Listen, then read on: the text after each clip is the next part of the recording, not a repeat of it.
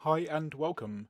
So I'm Chris. I'm a artist from Bristol in the UK. I believe there's also a Bristol in America as well. So welcome to those who share the same name as my home city here. There's something I've been wondering about since putting myself out there, since uploading to YouTube especially, and it's this process where I'm creating the work and I'm enjoying the process of creating the work. You're enjoying it, and as soon as you press that publish button, your inner critic pipes up.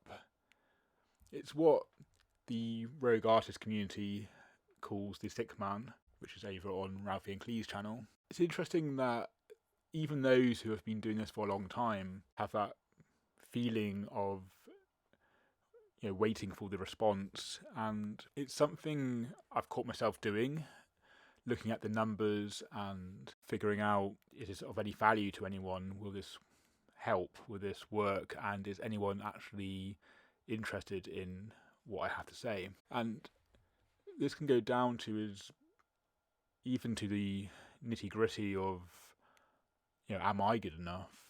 However, when I look back at my previous videos, especially the podcast interview I did with Epic Kate when she was using a format where I would do the video, she would do her own video, Katie would do the editing.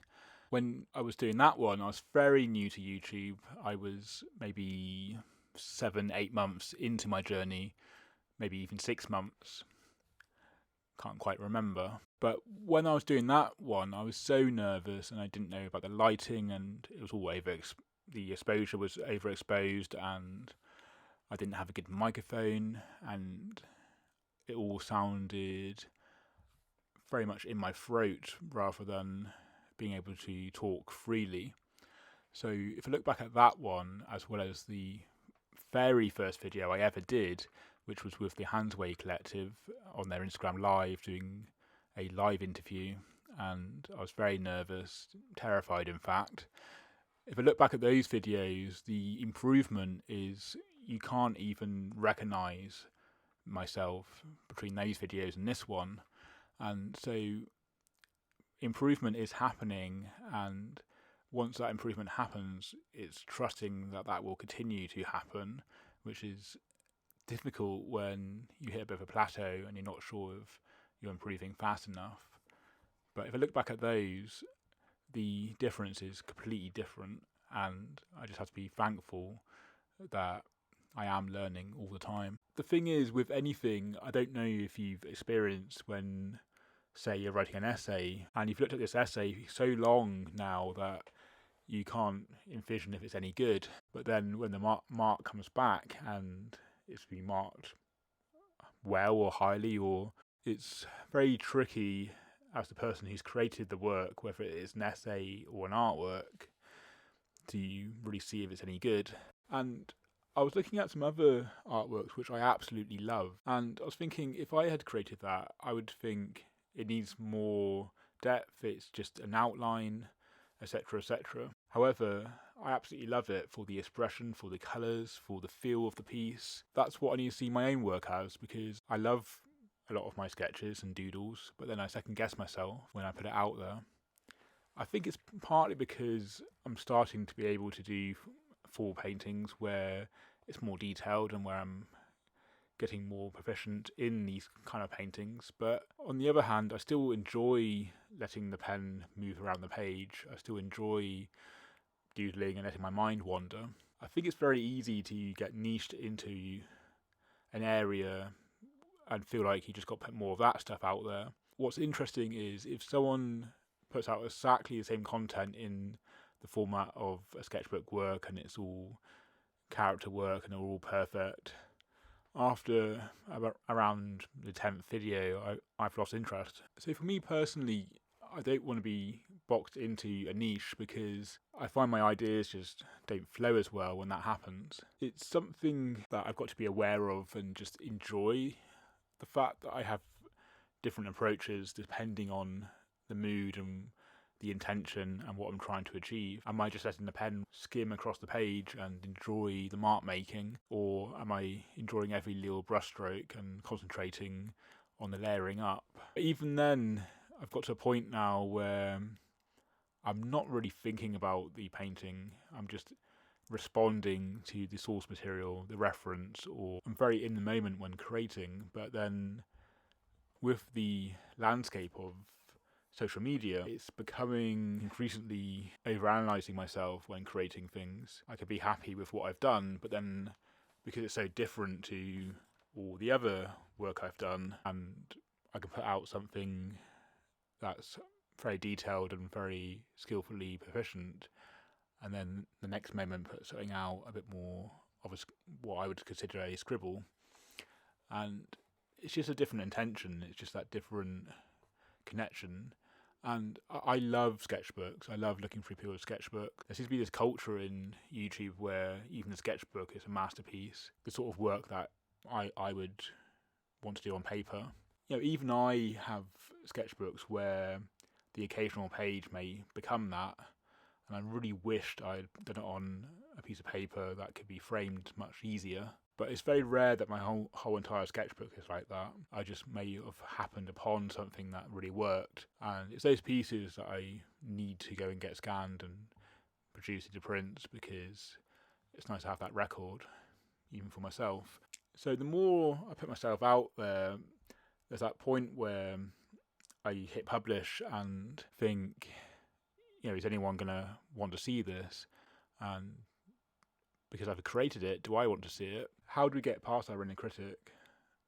The Artist's Way talks about giving it a name and an identity. The author of that book calls her critic Nigel a very flamboyant, overly critical critic. Even when writing books, she still has that inner critic talk, and the publisher going, "Is Nigel speaking to you again?" So I will also link a really great video of the author of the Artist's Way, Julia Cameron, talking to Russell Brand, and she's done various interviews along the way as well. But that's probably the most, Russell Brand's a bit hit and miss, but I like his podcasts and the guests he's had on. How can we determine what is our inner critic and what is actual intuition saying whether something's good or not? And I think it's, for me personally, it's trusting in the moment when I'm creating these things that I'm on the right track, and trusting in the moment. But it's also trying not to rush through, trying to make sure that you're not just doing it for the social media response that you're going to get after the publishing. And the reason I'm doing this one is to try and get my head around the things I'm thinking, to move forward and to do things with the right intentions, to do things because I think it's something that a lot of creatives go through and might want to hear, and to do the creativity with the videos because I enjoy them, but also I really enjoy sort of messing with reality and finding mundane things but doing it in a certain way. And again, I'll link another video, the vlogs by Frank Mencken, because in one of his, he's showing a camera setup being put together, and in most other cases, putting on a lens, putting on the camera body isn't all that interesting. But if you film it in a certain way and colour grade it and have a slow-mo and you cut it in a certain way, you've then made something that you've seen before be seen in a whole new way. Similar to the art, I can draw or paint something that's been seen all the time, but to recreate it in my own visual language. And some of my drawings are more on the stand-up comedy of like little comic strips and little comments on life. You can take something that's been seen many times before, but then change the way we relate to it. So it's really thinking about, just because it's something we're familiar with or seen many times before, it doesn't necessarily mean that our audience are going to be bored by it. And also the value is in the fact that I've enjoyed it, that I have had that self-expression, that I've really connected to the world. And that's what art is. It's connecting to the world in a way that I see things, I stop and look. And I often say that art is the nature of seeing, because when I'm sketching someone, I notice things I didn't see before. Or if I'm stopping at a particular location, I remember it so much better, having sketched it. It's seeing in a new way, and the book Big Magic by Elizabeth Gilbert, and I highly recommend you listen to the audiobook read by the author, because she speaks it as if she's saying it for the words for the very first time, and it's a very powerful thing around where do ideas come from, the muse, the creative channel. And I often say that ideas just come in and I'm just responding to them. I don't think of ideas, they just find me. And there are some ideas which are a bit more difficult to grasp and they are thought up, but it's usually the ones that just land upon me that inspire me the most. So what is the creative nature of creating, and how has social media changed that? How can we relate to social media in a way that's healthy? Because I think it's very easy, especially where I'm at now, where a few of you have joined me, and then it's easy to compare yourself to other creators who have been on the platform for the same amount of time, and they go, oh, the first 6 months were difficult, then I learned, and within a year I had 40,000, then 2 years I had 80, 100,000, 1 million or whatever, and that's simply not my story. I'm starting to gain traction. It's very easy to look at the numbers of gain 20 people this month and then 161 people, and I find it very difficult talking about the numbers, because while I would love to get to 1,000 and have the partner program and to start monetizing these videos because of the time I put in and to feel like life is flowing, at the same time I don't do it for the numbers, in the sense that I'd rather have engagement and connection and comments. So I'd much rather have the number of subscribers I have now, but to have more comments come in and to talk to you more, than to have, say, 100,000 and no one talk on the comments at all. So I'd much rather have a smaller community, which is a real community, than a silent, stagnant subscriber count. But on the flip side to that, it's very tricky not to look at the numbers. It's very tricky not to want financial success. If I stop and think, to have YouTube where you're just paying your broadband subscription and anyone can join, anyone can have a voice, anyone can upload, is a wonderful, amazing thing. It's just at the back of your mind you're thinking, but is my voice valid? Have I done good here? Because it's all new and I'm an artist first. I'm a video, YouTube content person, whatever you want to call it, second. I paint and draw because I don't have to use words. I can be visual. I can be a visual communicator. I've learnt through YouTube that is what I prefer. I don't really like using spoken word too much. I much rather use the written word or my visual storytelling. So how can we get past the negative critic that comes up when we go to press publish, when we go put something out into the world? I try and look at it as connection and community, and to enjoy the creative process, and trust that even though that feeling comes up, even though I wonder, is this any good, I have to trust that the creative muse, the idea that finds me, wants my best interest at heart, and even if this is no good, I'm still good enough. It really doesn't matter if anyone watches this. And at the same time, I save a lot of videos for later, and I might watch them like a week or a month later. Just because I have no views in that hour doesn't mean that people within their busy lives won't stop and relax with my videos. So if you're one of them, then thank you for listening. Thank you for listening to me ramble. This is a bit of an experiment, and this is kind of like a podcast, but then you're thinking, are my words hitting home? Are they resonating?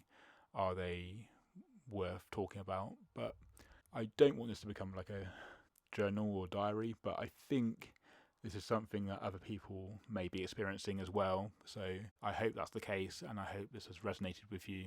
And if it has, then I would love to hear in the comments, because then it doesn't feel so one-sided. So thank you, and I will be getting back to creating some artwork and creating videos in my usual quick cut fashion, but it's been nice to just sit down with you and think of these ideas. And if you did like this, then hit the like button and comment, because then I know I'm on the right track for creating more. But I will try not to follow that as a complete indication of where I'm at, because I have enjoyed doing this talk with you today. I hope you've enjoyed watching me create, and of course you can just listen to this while creating yourself, which is often what I do with these more audio based videos, which if you enjoyed this, I will look into putting this onto other platforms such as Spotify and things if I can figure out how that works. So thank you, and let me know what you thought, and I shall see you in the next video, which will be more of a vlog, kind of behind the scenes creating artwork. So until then, keep creative and have a good week.